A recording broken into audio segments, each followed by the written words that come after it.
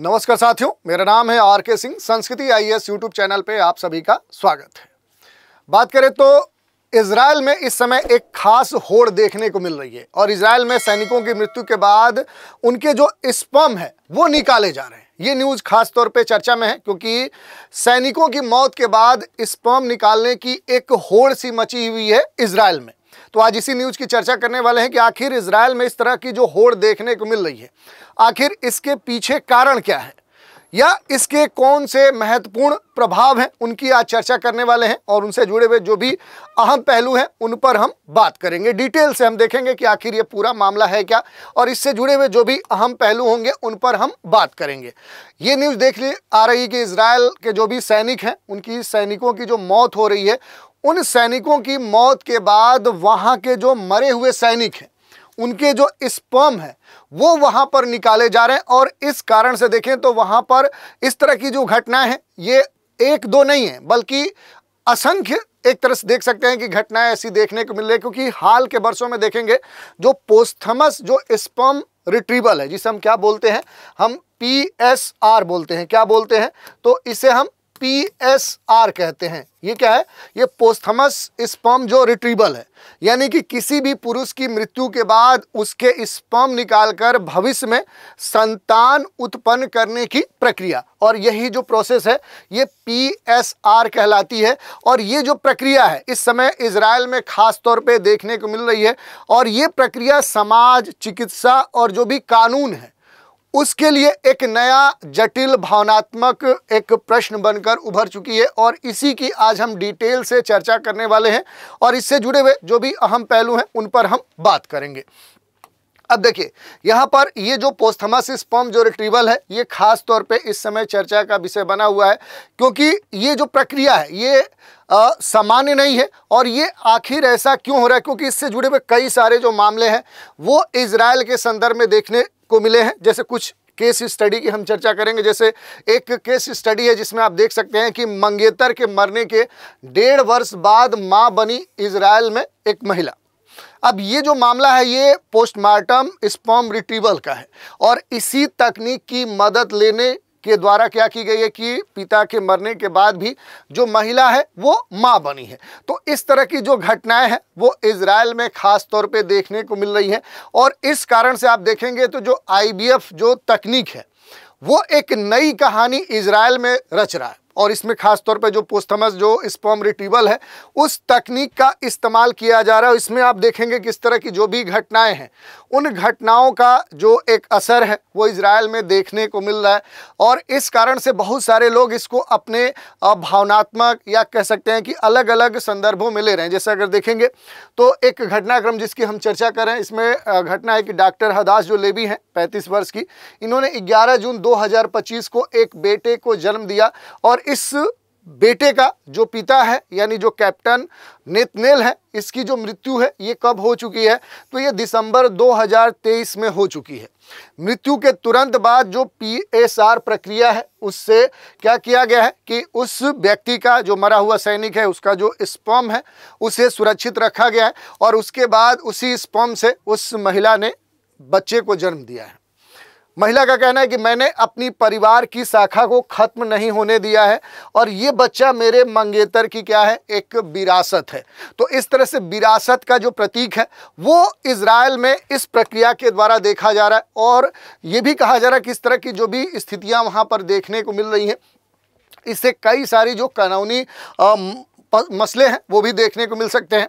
जैसे इस पूरे मसले में देखें कि इस तरह की जो भी प्रक्रिया है उसमें जो इस प्रक्रिया का इस्तेमाल करते हुए जो पोस्थमस स्पर्म जो रिट्रीवल है इसका इस्तेमाल करते हुए जो बच्चे को जन्म देने की बात की जा रही है, इसमें अगर कानूनी मसलों की बात करेंगे तो दोनों जो दंपति हैं वो क्या थे, शादीशुदा थे और जो महिला है इसने यरूशलेम फैमिली कोर्ट में याचिका दायर कर ये अनुरोध किया था कि उन्हें कॉमन लॉ पार्टनर माना जाए और मृतक के स्पर्म के जो उपयोग है उसकी अनुमति प्रदान की जाए। अदालत ने दोनों जो अनुमतियां हैं उन्हें दे दी है और इसमें आईवीएफ प्रक्रिया की जो मदद है वो लेने की बात की है। तो इस तरह के जो भी केस हैं ये आधुनिक बायो एथिक्स के संदर्भ में आप देखेंगे तो ये अब अहम होते जा रहे हैं। तो ये जो इथिकल एक प्रश्न है वो भी कहीं ना कहीं उठ खड़ा हुआ है, लेकिन जो भी पीड़ित परिवार हैं वो अपने अधिकार और जो भी उन्नत कह सकते हैं प्रजनन तकनीकें हैं उनका इस्तेमाल करते हुए कम से कम अपने वंश को आगे बढ़ाने की बात करें। तो इस तरह की दलील इजराइल में दी जा रही है। अब इस पूरे प्रक्रिया की अगर हम बात करें कि यहाँ पर जो पोस्थमस स्पर्म जो रिट्रीवल है, आखिर ये जो वैज्ञानिक प्रक्रिया है आखिर ये है क्या, तो आपके सामने दिया गया है कि जो PSR है ये खास तौर पे चर्चा में, क्योंकि समय में सबसे महत्वपूर्ण क्या हो जाती है अगर इस पूरे प्रक्रिया की आप बात करेंगे तो देखिए, पुरुष या जो व्यक्ति है जिसकी डेथ होती है तो उसकी मृत्यु के बाद 24 से लेकर 36 घंटे तक क्या होता है कि उस व्यक्ति का जो स्पर्म है वो जीवित पाया जाता है। 24 घंटे के भीतर क्या किया जाता है कि उस स्पर्म की जो रिकवरी है वो की जा सकती है और इसमें लगभग 75% यानी 3/4 सफलता प्राप्त होने की पूरी गारंटी है। और हर 1 घंटे में जो स्पर्म की क्षमता होती है वो लगभग 2% के दर से कम होती जाती है।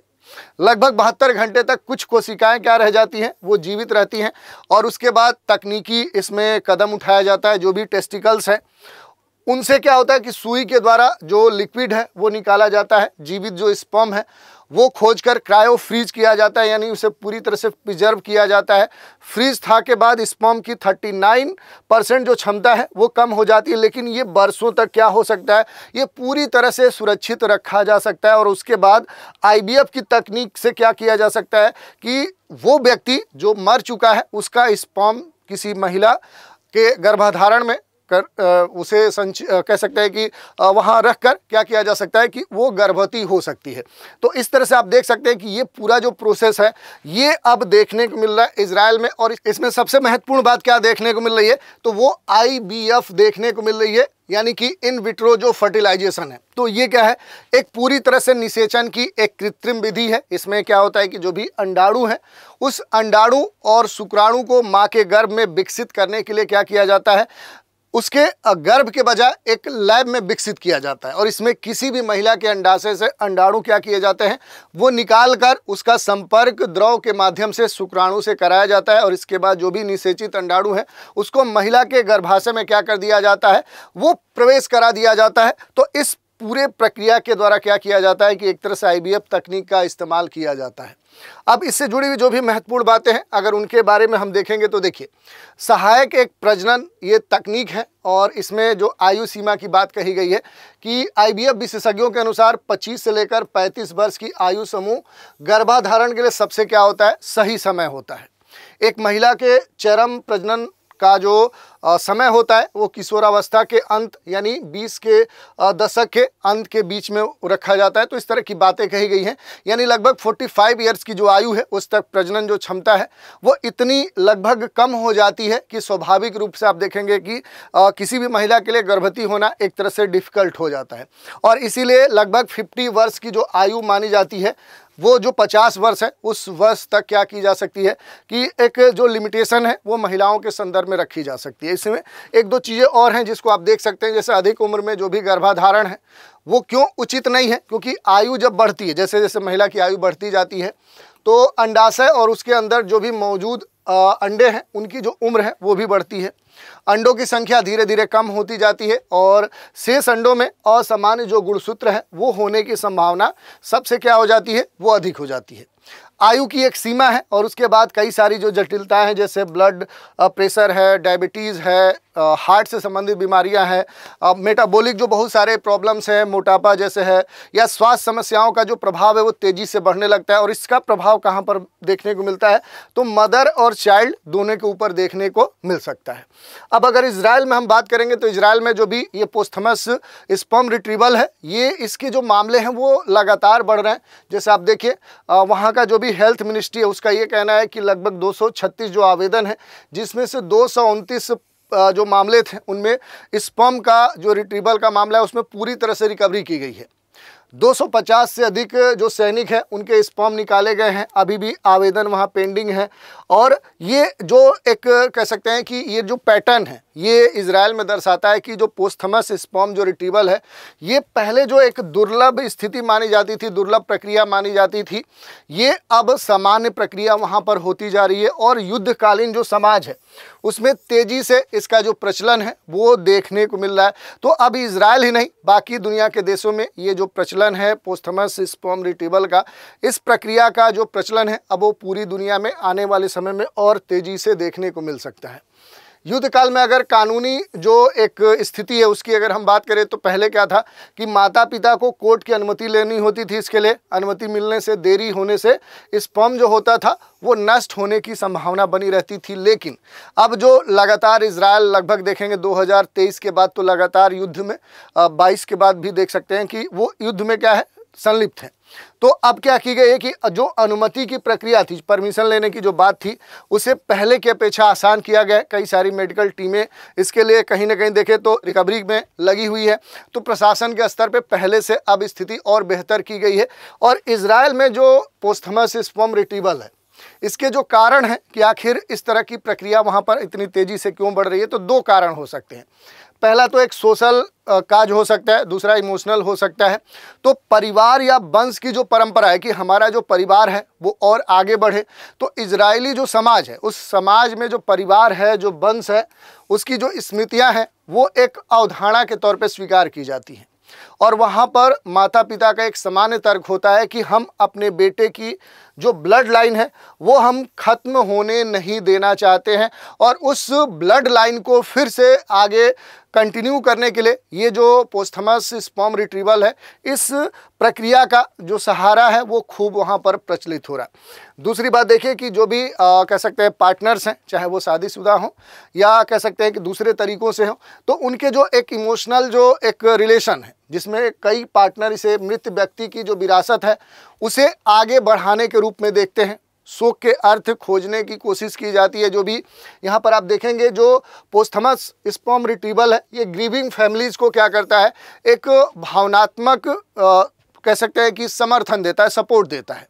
भले ही वो व्यक्ति मर चुका है, वो चला गया है, पर उसका एक जो हिस्सा है वो इस PSR के तहत देखें तो उसकी अगली जो पीढ़ी है वो मौजूद है। तो एक तरह से इजराइल में क्या है कि सामाजिक और जो भावनात्मक कारण है उस कारण से वहाँ पर ऐसी स्थिति देखने को मिल रही है। और इसी कारण से ये जो PSR की तकनीक है, ये जो प्रक्रिया है, और इसमें किसी भी पुरुष की जो मृत्यु के बाद इसके जो स्पर्म है वो निकाल कर भविष्य में जो संतान उत्पन्न करने की प्रक्रिया है, इस पर एक बहस छिड़ी हुई है।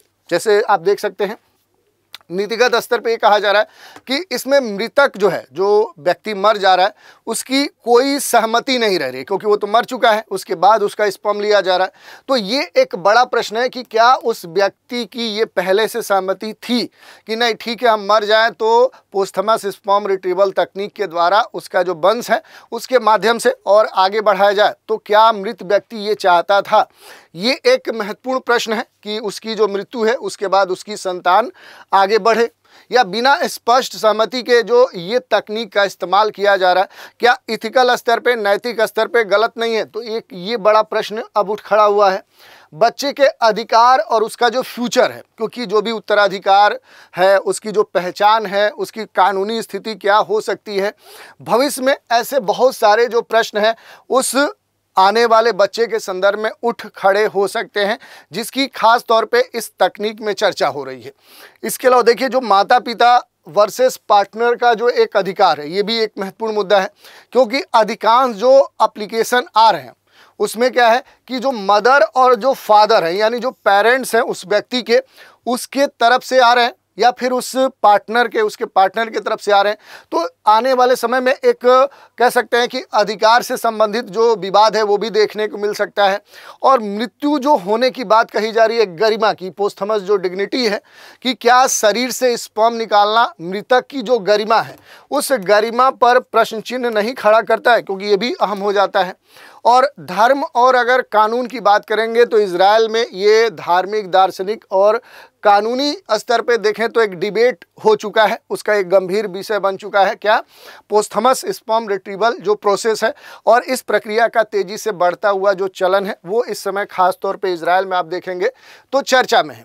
इसी के संदर्भ में प्रोफेसर बेला जो सावित्स्की हैं, उनका एक स्टडी आया जिसमें ये कहा गया कि ये जो स्टडी है ये 600 इजरायली पुरुषों पर किया गया, ये सर्वे किया गया है। और ये 600 जिनके ऊपर ये सर्वे किया गया उसमें से अधिकांश लोग मानते हैं, यानी लगभग 70% ये मानते हैं कि सेना में भर्ती के समय जो पोस्थमस स्पर्म रिट्रीवल है इसका सहमति फॉर्म भरवाया जाना चाहिए। तो ये बेस्ट विकल्प है कि पहले से फॉर्म भरवाया जाना चाहिए कि जो भी व्यक्ति है, जो भी सेना में है, वो ये सहमति दे कि क्या उसके मरने के बाद ये प्रक्रिया जो PSR की है उस पर अप्लाई की जाए और उससे उसका जो एक तरह से देखें उसकी जो संतति कंटिन्यूअस होने की बात है क्या उसे आगे बढ़ाया जाए। तो इसके संदर्भ में उसकी सहमति या असहमति पहले से पता होनी चाहिए। इसके अलावा स्वयं जो प्रोफेसर है वो कहते हैं कि जो PSR प्रक्रिया है ये एक गंभीर दर्द देने वाली प्रक्रिया मानी जा सकती है। ये अलग बात है कि इसमें व्यक्ति के मरने के बाद हो रही है, तो इस पर भी एक डिबेट हो रही है कि आखिर ये उस व्यक्ति के एक तरह से राइट्स की डिग्निटी पर प्रश्न चिन्ह खड़ा हो रहा है। तो इस तरह की जो बात है, क्योंकि इसमें जो प्रोफेसर जिन्होंने ये स्टडी किया है ये खुद इस प्रक्रिया से गुजर चुके हैं, क्योंकि उनका जो बेटा है वो युद्ध में मारा गया, 70 घंटे के बाद स्पर्म उसका बेकार हो गया। तो इस तरह की जो बातें हैं ये परिवार के ऊपर गंभीर रूप से प्रभाव डालती हैं। और ये जो PSR तकनीक है, ये जो कह सकते हैं जो पोस्थमस जो स्पर्म रिट्रीवल है, ये क्या है कि अब एक नई जो गाथा है वो लिख रहा है, क्योंकि सामाजिक इससे परिवर्तन हो सकता है। इजराइल में जो ये प्रक्रिया है अब ये केवल वैज्ञानिक तकनीक तक सीमित नहीं है, बल्कि इसके कई सारे निहितार्थ निकाले जा सकते हैं। चाहे युद्ध के प्रभाव की बात करें, परिवार में जो परिवर्तन हो रहा है, सामाजिक जो परिवर्तन हो रहा है, सामाजिक जो स्मृति हो रही है, उन्नत जो मेडिकल जो तकनीक है, जो इन विट्रो फर्टिलाइजेशन जो तकनीक है, इसका एक जो कह सकते हैं कि इतिहास रचने की कहानी, एक नई जो कहानी है उस रूप में उदाहरण देखने को मिल रहा है। और कानूनी लचीलापन जैसी जो समस्याएं हैं, जो जटिलताएं हैं, वो भी अब उभर कर सामने आ चुकी हैं। भावनात्मक रूप से भी देखें तो कोपिंग जो मैकेनिज्म है इसका सबका संयुक्त रूप से एक तरह से उदाहरण बनते जा रहा है। तो इस तरह की जो भी बातें हैं वो यहाँ पर देखने को मिल रही है। और इस तरह के जो भी घटनाक्रम है इनके संदर्भ में अगर भारत के संदर्भ में हम बात करेंगे तो भारत में बॉम्बे उच्च न्यायालय ने ऐतिहासिक ART अधिनियम मामले में फर्टिलिटी जो क्लिनिक है उसको मृत व्यक्ति के शुक्राणु हैं वो संरक्षित करने का आदेश दिया था कि मरणोपरांत जो भी प्रजनन अधिकार हैं उनसे संबंधित एक महत्वपूर्ण जो अंतरिम आदेश है उसमें खासतौर पर उच्च न्यायालय ने मुंबई स्थित एक प्रजनन जो क्लिनिक थी उसको कैंसर से मरने वाले 21 वर्षीय जो अविवाहित व्यक्ति है उसके जमे हुए वीर्य को सुरक्षित रखने का निर्देश दिया था। तो भारत के संदर्भ में भी इस तरह के जो मामले हैं वो 1-2 मामले देखने को मिल चुके हैं। ओवरऑल हम कह सकते हैं कि इस तरह के जो भी इजराइल में पोस्थमस जो स्पर्म रिट्रीवल है इससे युद्ध से उपजी जो भी सामाजिक त्रासदी है, जो आधुनिक एक विज्ञान का जो एक संगम है उस रूप में एक उदाहरण देखने को मिल रहा है। और ये ग्रीविंग जो फैमिलीज है उनके लिए क्या है, एक सकारात्मक विषय आशा के रूप में देखा जा रहा है या फिर अर्थ या विरासत का माध्यम बनता जा रहा है। लेकिन यहाँ पर जो सबसे महत्वपूर्ण बात है कि इसके साथ ही ये जो सहमति है, नैतिकता से जुड़े हुए जो जटिल प्रश्न हैं, जो पारिवारिक अधिकार के प्रश्न हैं, कानूनी जो विषय है, इनको लेकर गंभीर जो एक विवाद है, जो विमर्श है वो देखने को मिल रहा है। और ये यही दिखाता है कि जो भी वार हो रहे हैं, जो युद्ध हो रहे हैं, ये न केवल एक तरह से देखें जो युद्ध है ये केवल जीवन ही नहीं लेता है, यानी जीवन को अंत नहीं करता है, बल्कि समाज जो परिवार है, जो कानून है, नैतिकता है, उसकी दिशा में भी क्या है कि युद्ध के जो प्रभाव है वो खास तौर पे देखे जाते हैं। तो इस तरह की जो स्थिति है वो देखने को मिल रही है। और उसमें जो पोस्थमस स्पर्म रिट्रीवल है ये प्रक्रिया जो है ये यही बताता है कि जो विज्ञान है ये अब केवल तकनीक तक सीमित नहीं है, बल्कि क्या है, मानवीय भावनाओं और जो भी हमारी स्मृतियां हैं, जो भविष्य की खोज है, उसके साधन भी आने वाले समय में बनते जाएंगे। तो इस तरह की जो बात है वो इस पोस्थमस स्पर्म रिट्रीवल के तौर पे देखी जा रही है। अब इसी चर्चा पर एक प्रश्न है कि IVF जो इन विट्रो फर्टिलाइजेशन है इसमें क्या किया जाता है, अंडाणु और जो शुक्राणु हैं उनको सीधे गर्भ में विकसित करना होता है या अंडाणु और जो शुक्राणु हैं उनको लैब में निषेचित करना या फिर गर्भ में स्थानांतरित करना, केवल अंडाणु का प्रयोग करना या केवल शुक्राणु का प्रयोग करना। तो इस प्रश्न का जो उत्तर है वो आप हमें कमेंट के माध्यम से प्रेषित कर सकते हैं। तो इस तरह से हमने देख लिया कि इजराइल में जो सैनिकों की मृत्यु के बाद जो स्पर्म निकालने की होड़ मची हुई है, आखिर ये क्यों मची हुई है, इसके पीछे कारण क्या है, ये किस प्रक्रिया के द्वारा निकाली जा रही है, इसके क्या प्रभाव हो सकते हैं और इससे जुड़े हुए आने वाले समय में क्या महत्वपूर्ण जो जटिलताएं हैं वो उत्पन्न हो सकती हैं। तो इसी विषय की हमने चर्चा की और इससे जुड़े हुए जो भी अहम पहलू थे उन पर हमने बात की। तो आज के एपिसोड में इतना ही। आप सभी हमारे साथ बने रहें, इसके लिए धन्यवाद।